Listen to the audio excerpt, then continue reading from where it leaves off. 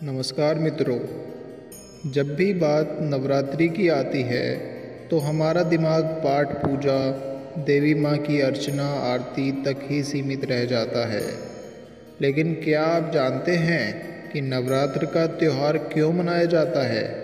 इसकी मान्यता क्या है? सदियों से हम नवरात्र का त्यौहार मनाते आ रहे हैं, व्रत रखते आ रहे हैं।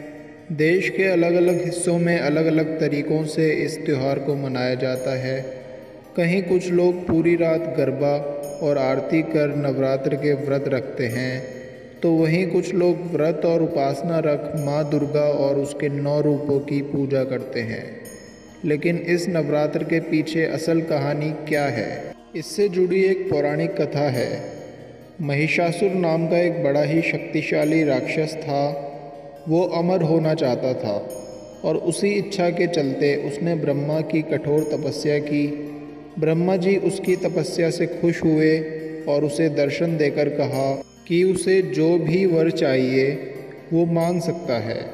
महिषासुर ने अपने लिए अमर होने का वरदान मांगा। महिषासुर की ऐसी बात सुनकर ब्रह्मा जी बोले, जो इस संसार में पैदा हुआ है उसकी मौत निश्चित है, इसलिए जीवन और मृत्यु को छोड़कर जो चाहे मांग लो।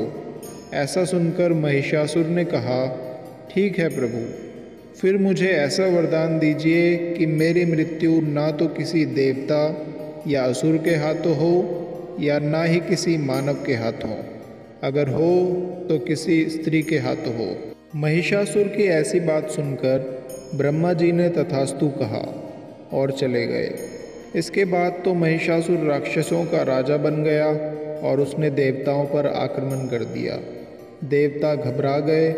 हालांकि उन्होंने एकजुट होकर महिषासुर का सामना किया, जिसमें भगवान शिव और विष्णु ने भी उनका साथ दिया।